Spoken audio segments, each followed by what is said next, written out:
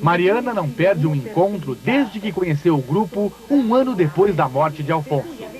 Assim como ela, estas mulheres já sentiram a pior das dores que uma mãe pode sofrer. Todas aqui perderam um filho ou uma filha.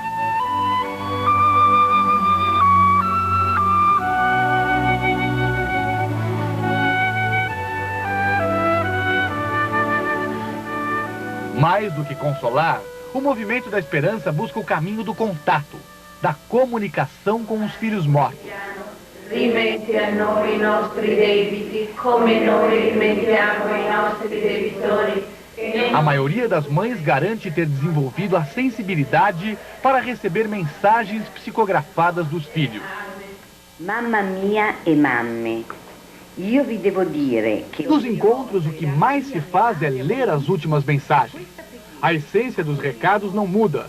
As mensagens falam de amor, de um mundo muito feliz perto de Jesus e da necessidade de pregar a paz e a felicidade.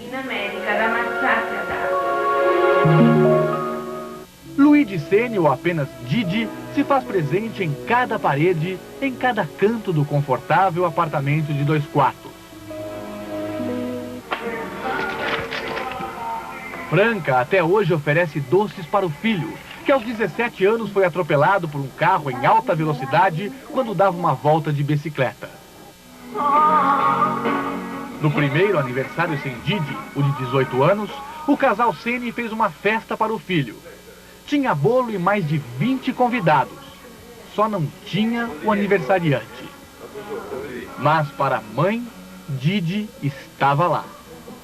A Franca diz que consegue se comunicar com o filho que já morreu através deste gravador. É um gravador comum. Ela liga ao gravador 2 pequenas caixas de som, põe uma fita, deixa para gravar e se dirige ao filho como se estivesse conversando com ele. E segundo ela, as respostas, muitas delas, pequenas palavras, são captadas pelo gravador. Franca só tenta o contato com Didi quando está sozinha em casa, pois precisa de silêncio e concentração absoluta. Para ela, uma das mensagens mais nítidas foi gravada numa noite de sábado. Enquanto falava do carinho pelo filho, ouviu 2 palavras de Didi. Ele fala, Franca, que fala? Didi dice che mi ama. E lui sta comunicando com me. Franca exibe outra gravação em que ouve o filho assoviar. Esse é o Didi assoviando. Questo è Gigi, sì, che sta fischiando. Na maioria das vezes, só ela consegue decifrar as mensagens. A voz aparece sempre muito baixa e fraca. Mas nesta fita, é possível ouvir um elogio para a mãe. Franca usava uma camiseta de Luigi no momento da gravação. Eu consigo ver. Você está linda, mãe. Sei belíssima, mamãe. Per la camicetta che indossava. Sei bellissima, mamma. É a voz dele. E la voce sua, non ho dubbi. Franca hoje olha para o horizonte com a certeza de que o filho Didi existe do outro lado da vida. Emocionada, a mãe se diz feliz e aliviada com os contatos mantidos com o filho. Difícil ainda é resistir à saudade.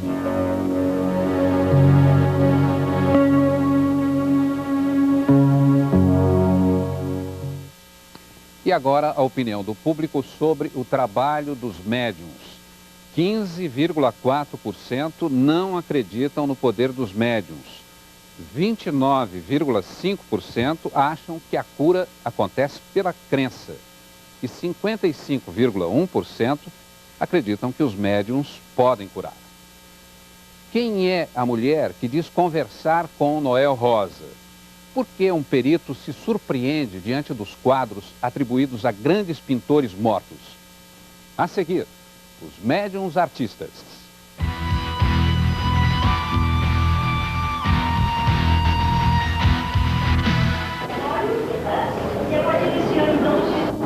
Salas lotadas, estudantes atentos. Pela idade dos alunos, só pode ser uma aula de algum curso universitário. Pode-se dizer que é quase isso. São mais de 12 mil alunos. E num período que pode passar de 10 anos, Eles se especializam em mediunidade. O curso da Federação Espírita de São Paulo já existe há quase 50 anos.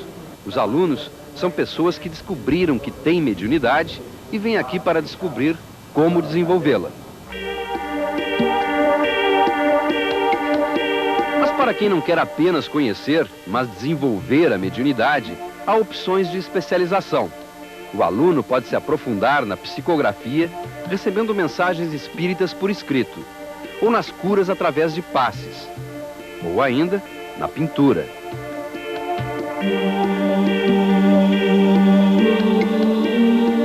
Esta parece uma sala de uma escola de belas artes, e é. A única diferença é que todos os alunos estão em transe, estariam incorporados pelo espírito de algum artista. Dona Cláudia diz que recebe o espírito de Aleijadinho, o escultor mineiro que viveu até o início do século passado. E segundo acreditam os espíritas, era com ele e não com Dona Cláudia que eu estava falando nessa entrevista. Eu conheço o trabalho de Aleijadinho como escultor, como pintor eu não conhecia. Trabalhamos em equipe. O fundo, eu que faço através das mãos da médium. Esse ramo, pintor Rafael. O aprimoramento, as flores, o aprimoramento, é através de uma equipe também de espíritos que foram chineses, japoneses. Cada médium é uma modalidade. As flores estão tiradas da flora medicinal espiritual. São flores de outros planos. O trabalho sempre assinado pelo Rafael.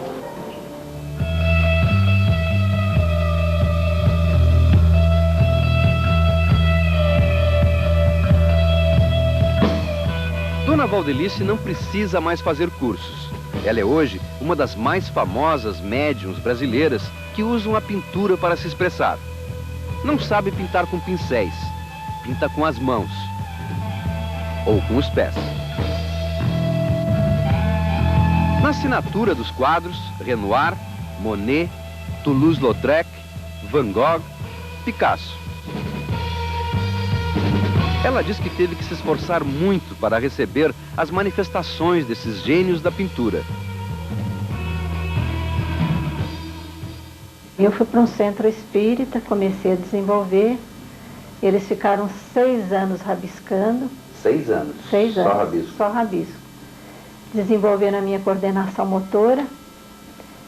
E depois desses 6 anos, eles começaram a fazer os esboços, né? E depois de um ano e pouco, eles iniciaram na tela, começaram a pintar com tinta a óleo, né? Mas Dona Valdelice só faz isso em transe, não quando está normal. Criada na roça até os 17 anos, ela diz que teve pouca chance de aprender alguma coisa. Eu aprendi a ler, mas não sei escrever. Hoje a senhora não sabe escrever ainda? Não sei escrever, não consigo. E a senhora sabe pintar? Também não, porque eu não fiz nenhum curso. Quem pinta são eles. Quer dizer, se colocar um papel na sua frente, a senhora não estiver com o espírito lhe conduzindo, a senhora não pinta nada? Se eu não sei escrever, imagine pintar, né? Imagine desenhar.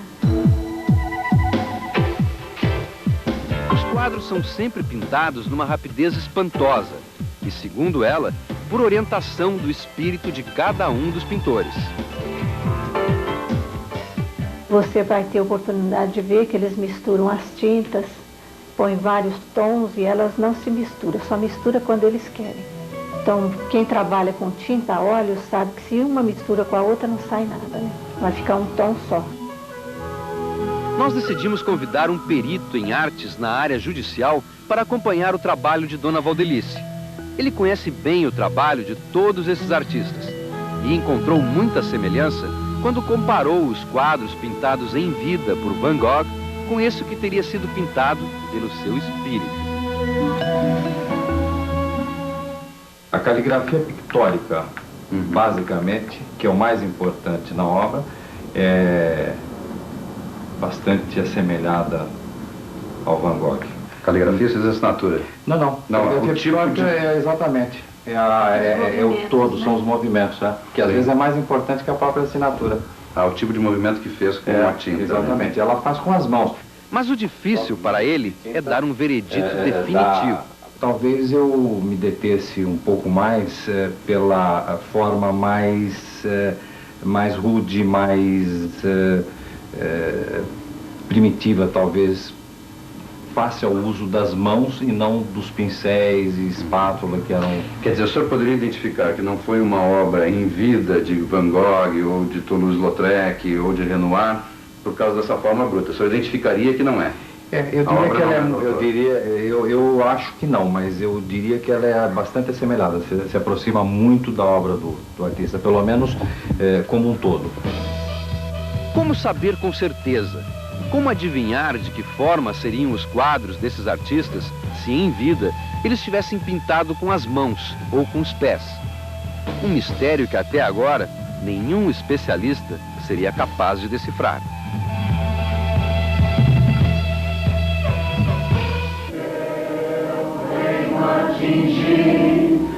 Dai-nos, Pai, a luz que aclara.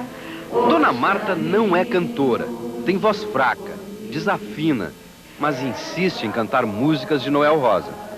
Mas as músicas não foram compostas por Noel quando ele estava vivo. Foram transmitidas, segundo Dona Marta, pelo espírito do compositor.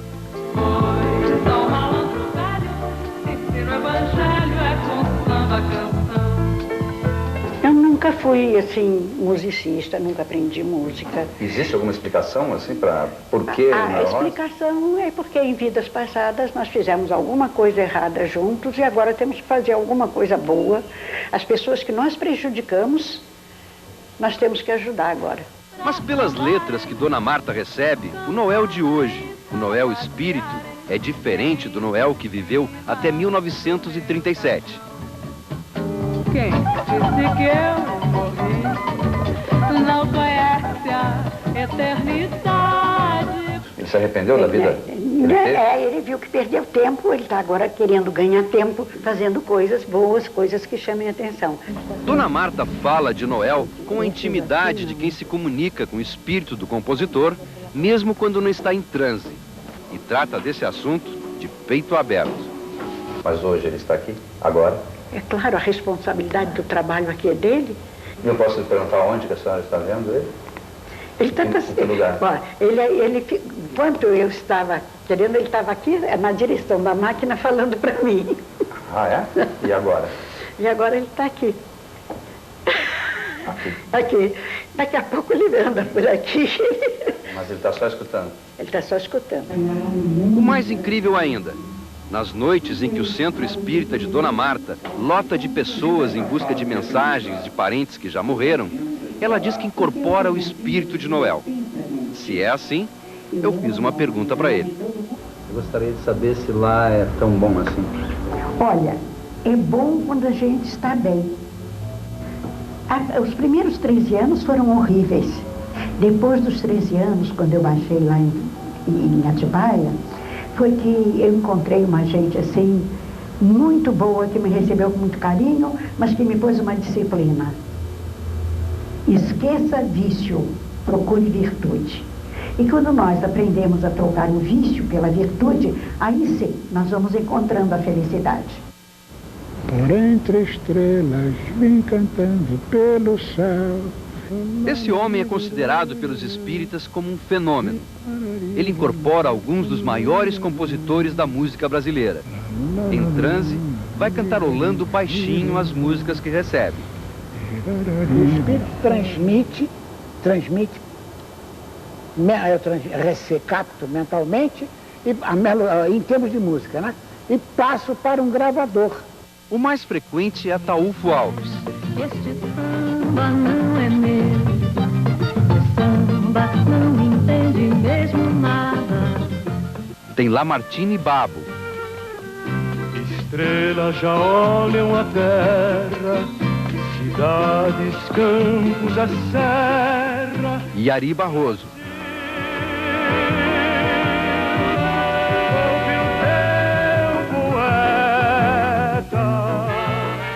O médium Jorge Rizzini garante que não tem qualquer aptidão para a música. Adoro música, gosto muito de música, mas não toco nenhum instrumento. Mesmo sem vocação, ele já gravou vários discos com as músicas que recebeu e com autorização das famílias dos compositores. A produção não para. Cada compositor tem seu estilo. O senhor já fez cerca de 15 compositores. Mas as músicas não se limitam a compositores nacionais. Como é que o senhor faz no caso da música clássica? Puccini, por exemplo. Alguém fica cantando em tons altíssimos. Como é que o senhor reproduz isso? Vamos dizer uma área, tem um dó de peito. É cantarolando que eu vou lá, né? Lá meraviglia dell'universo immenso. Esta música teria sido recebida do espírito de Giacomo Puccini, compositor italiano que viveu até o início desse século.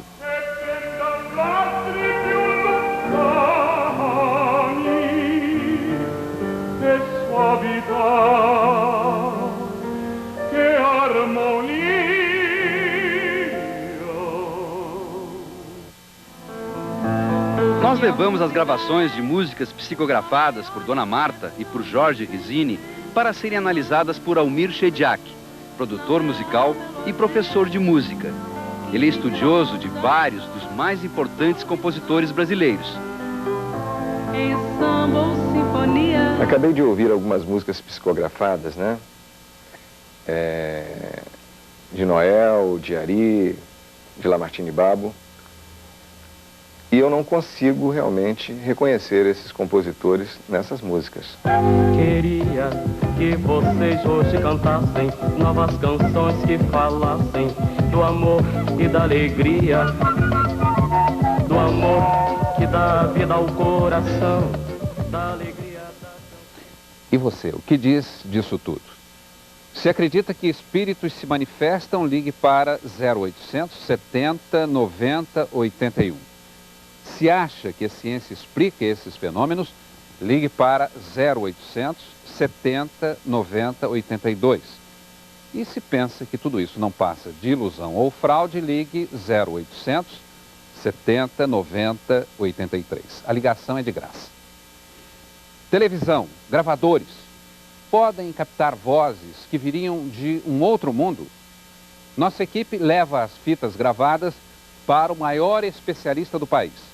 O que ele encontrou? E por que o Vaticano autorizou um padre a estudar esse estranho fenômeno? A seguir, a transcomunicação.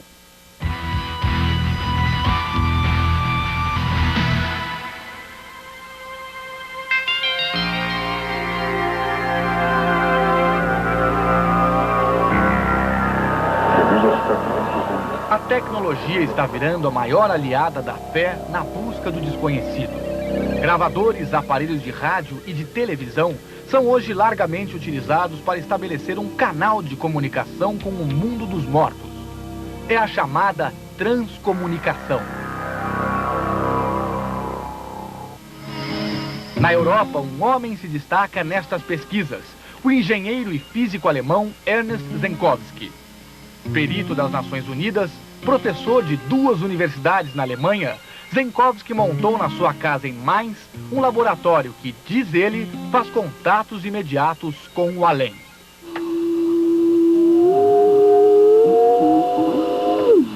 Esta é uma parte do resultado das pesquisas do professor Zenkowski. Neste laboratório já foram gravadas, segundo ele, mais de 25 mil vozes do além. Todas vieram através do rádio, são vozes em alemão. A foto é da menina austríaca Katharina Hulich, que morreu de câncer em 96. Katharina tinha apenas 7 anos. O professor Zenkowski diz que grava com frequência a voz da menina. Nas mensagens, segundo ele, Katharina pede para tranquilizar seus pais. Diz que está bem e feliz.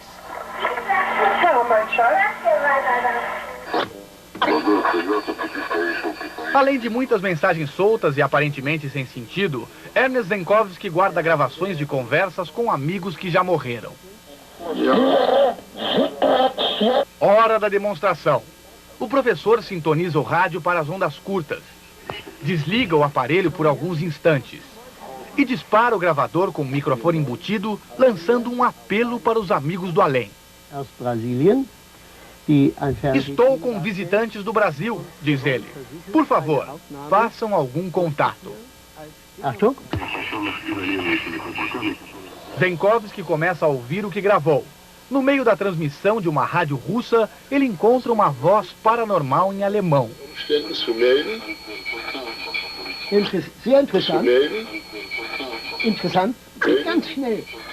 Segundo ele, a voz que não se identifica diz em tom de bom humor. É interessante esta experiência que vocês estão fazendo. Para ele, mais importante do que a tecnologia é o poder da mente. Através dos anos, afirma, ficou muito claro para mim que é preciso ter faculdades mediúnicas para ajudar a influenciar os equipamentos eletrônicos. To influence these devices, these electronic devices.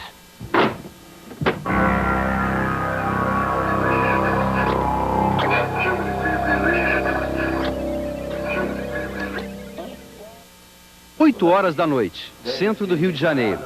Esse grupo se reúne uma vez por semana para captar vozes do além.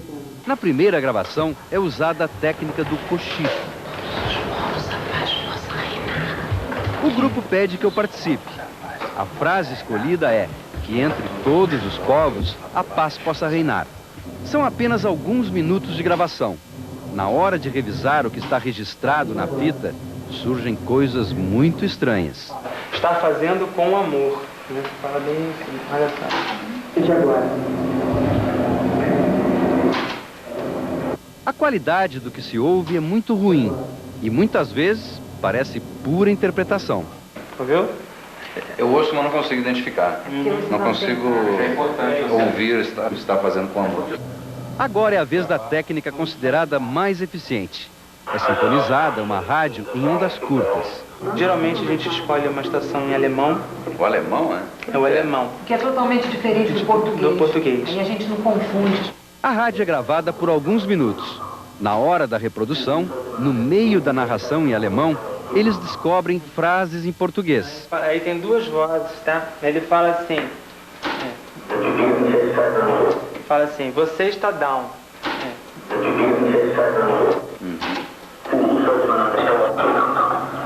Aí depois ele fala assim, vou buscar o antídoto.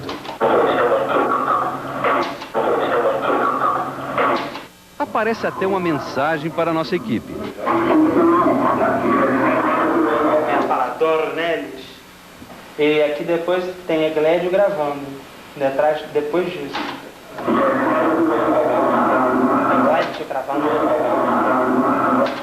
Onde está a voz original do rádio? Do locutor? Foi deformado. Como deformado? Não sei.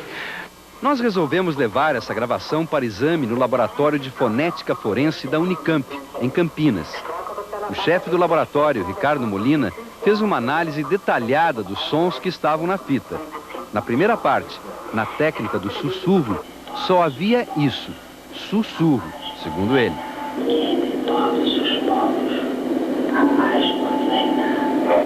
Então isso que está aqui, tipo, dê essa mão, estão fazendo com amor, é interpretação de trechos do sussurro? De trechos por causa da presença de ruído. Por que é feito com sussurro? Porque o sussurro, ele é um tipo de voz que não tem o que a gente chama de frequência fundamental, porque as cordas vocais não estão vibrando. Seriam trechos do sussurro que, misturado com esse ruído de fundo, podem eventualmente dar uma outra interpretação. Para analisar a segunda parte da gravação, a da rádio em ondas curtas, ele contou com a ajuda de Carmen Bolognini, que é professora de alemão na Unicamp. E o resultado foi parecido. Não encontraram nada que pudesse ser interpretado como vozes do além. Você não ouviu nada em português que se aproximasse de você, está down, vou buscar um antídoto? Não. Você só escuta a voz em alemão? Só. Próximo, que é super claro. O antídoto é experimentieren und so. O final de uma palavra em alemão e mais duas. Experimentieren é uma, und so. Aí ele junta... E dá a impressão de antídoto? É exatamente o que está aqui, ó. Eu vou separar só o antídoto. Você vai ver que você vai começar a não escutar mais antídoto, se a gente separa ela bem.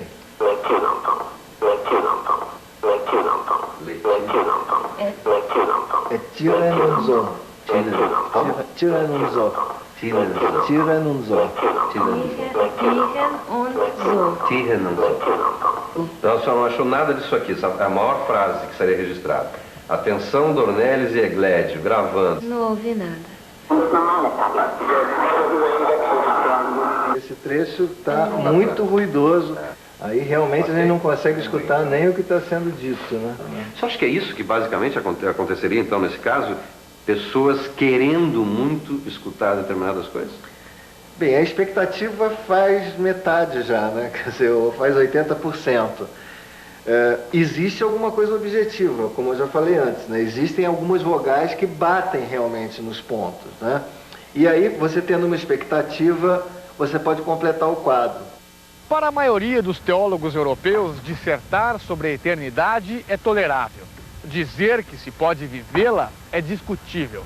E afirmar que é possível entrar em comunicação com ela é considerado insuportável. Mas um padre francês e teólogo respeitado aqui de Paris não só acredita em transcomunicação, como conseguiu o apoio do Vaticano para suas pesquisas. O padre François Bruni fala 6 línguas e há mais de 20 anos acompanha e estuda os resultados das pesquisas sobre transcomunicação. François Bruni exibe com orgulho a imagem de um abade recebida através de transcomunicação por um pesquisador alemão amigo dele. Mais tarde descobriu-se que se tratava de Alois Wiesinger, austríaco falecido há 43 anos. Wiesinger, que viveu 7 anos no mosteiro brasileiro, dedicou a vida aos fenômenos paranormais. Alois Wiesinger. Alois Wiesinger.